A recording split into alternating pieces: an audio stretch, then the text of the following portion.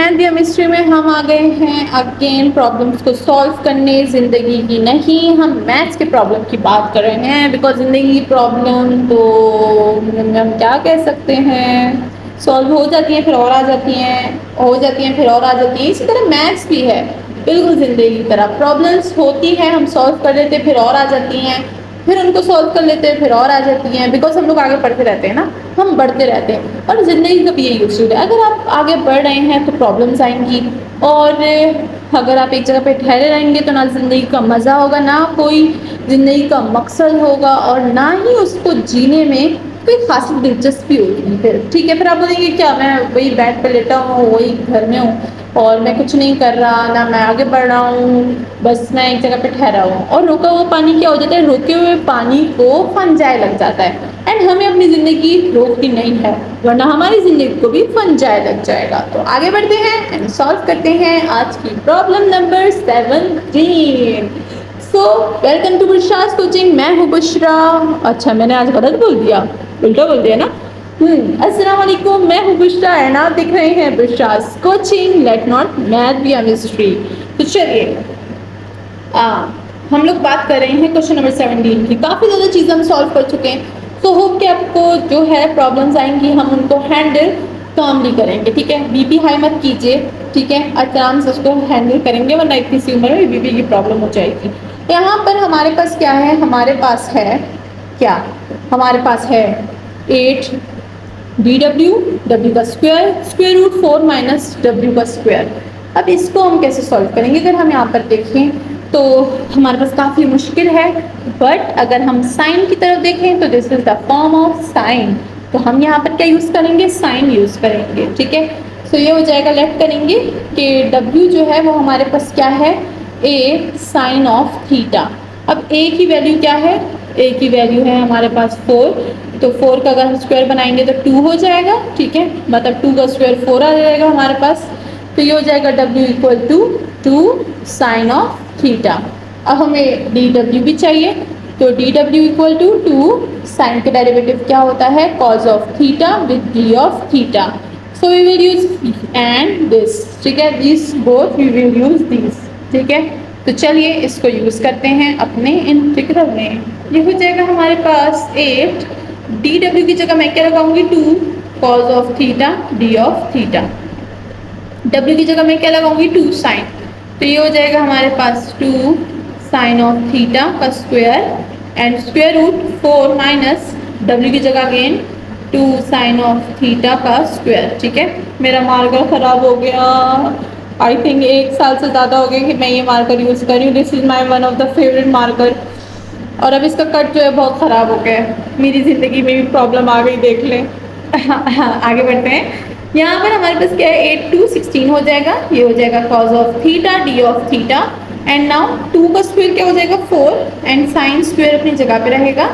ठीक है, then again this 4 minus ये हो जाएगा 4 साइन स्क्वायर ऑफ थीटा। ठीक है, हमारा काम बन रहा है बहुत आसानी से। आगे बढ़ते हैं, ये वाली चीज़ों को हटा देंगे, इसको भी हटा देते हैं।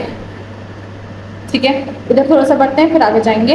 16 कॉज ऑफ थीटा अपनी जगह पे, D ऑफ थीटा अपनी जगह पे, ये हो जाएगा 4 साइन स्क्वायर ऑफ थीटा अपनी जगह पे। अब ये था हमारे पास 4, इनसे कॉमन ले लेंगे तो 4 स्क्वायर रूट से भी बाहर ले लेंगे तो क्या हो जाएगा, 2 हो जाएगा। और स्क्वायर रूट में हमारे पास 1 minus sine square of theta जो है वो रह जाएगा। हमें पता है कि 1 माइनस साइन स्क्वायर थीटा हमारे पास किस चीज़ के इक्वल होता है। अगर हमें नहीं भी पता तो हमें पता होना चाहिए कि 1 minus sine square of theta हमारे पास कॉस स्क्वायर ऑफ थीटा के इक्वल होता है। तो अगर मैं इसके स्क्वायर रूट ले लूँगी तो इसमें भी स्क्वायर रूट आ जाएगा, तो मेरे पास क्या हो जाएगा, ये हो जाएगा कॉस ऑफ थीटा के equal. This is so simple. ठीक है, आज मैं जोश में हूँ। ओके, फिर हो जाएगा हमारे पास obviously integral 16 cos of theta अपनी जगह पे, D ऑफ थीटा अपनी जगह से नहीं हिल रहे, देखें। और ये हो जाएगा 4 साइन थीटा, और 4 और 2 क्या हो जाएगा, 8 हो जाएगा, तो मैं इसको 8 कर दूंगी। ठीक है, और ये क्या हो जाएगा, ये होल हमारे पास कॉस के इक्वल है, तो ये हो जाएगा कॉस ऑफ थीटा। अब बाकी सारी चीज़ों को हम हटा देंगे, इसका काम ख़त्म हो गया है।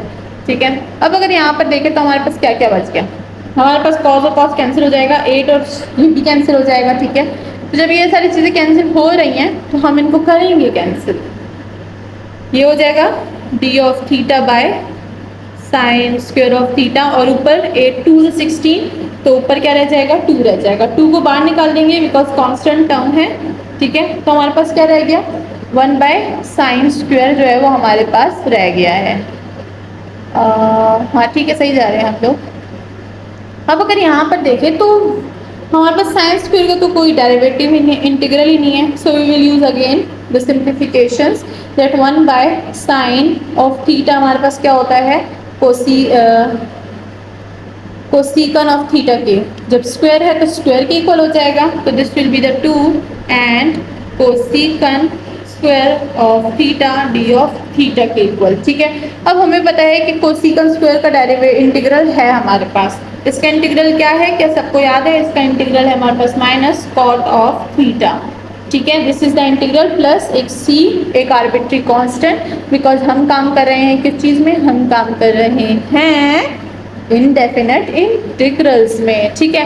अब नाउ आखिरी चीज़ जो हम लोग ट्रिग्नोमेट्रिक सब्स्टिट्यूशन में करते हैं, अब हम यहाँ पर कोसिकन थीटा की वैल्यू निकालेंगे, ठीक है।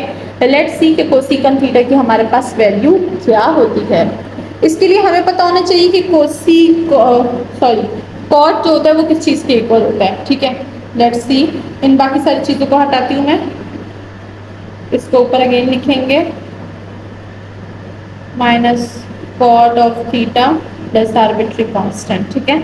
अब यहाँ पर हम कॉट की वैल्यू निकालेंगे, तो इसके लिए हमें पता होना चाहिए कि कॉट किस चीज़ के इक्वल होता है।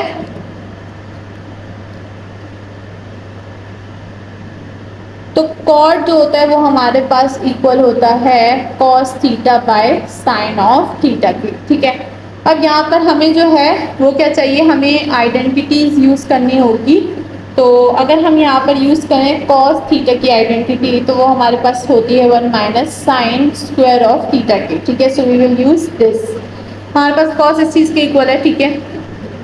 यहाँ पर हमने जो है क्या करना है, साइन थीटा की वैल्यू निकालनी है। तो अगर आपको याद हो तो मैंने जो है स्टार्टिंग में लेट किया था कि x equal to 2 sine of theta, ठीक है। साइन थीटा की हमें वैल्यू चाहिए, 2 नीचे आ जाएगा तो x बाई 2 हो जाएगा equal to sine of theta, but हमें स्क्वायर की वैल्यू चाहिए, so we will apply square and square, ये हो जाएगा x square by 4 equal to sine square of theta, ठीक है।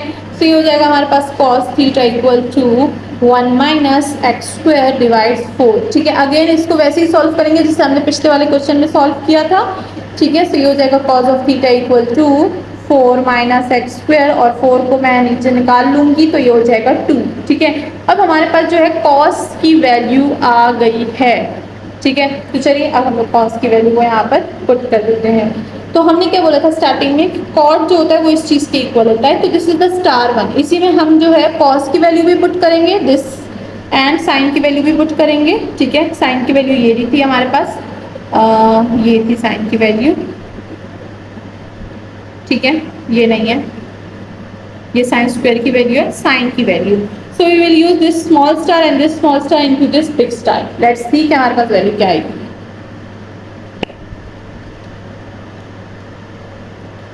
ये हो जाएगा हमारे पास cot of theta equal to, cos क्या है, कॉस है हमारे पास square root 4 minus x square divides 2, और साइन क्या है, साइन है हमारे पास x by 4, x by 2 sorry, ठीक है। सो अगेन हमारे पास जो है वो डबल डिवीजन आ गई है। इस बाकी वैल्यूज़ को मैं हटा देती हूँ, आप इसको वीडियो पॉज करके लिख सकते हैं।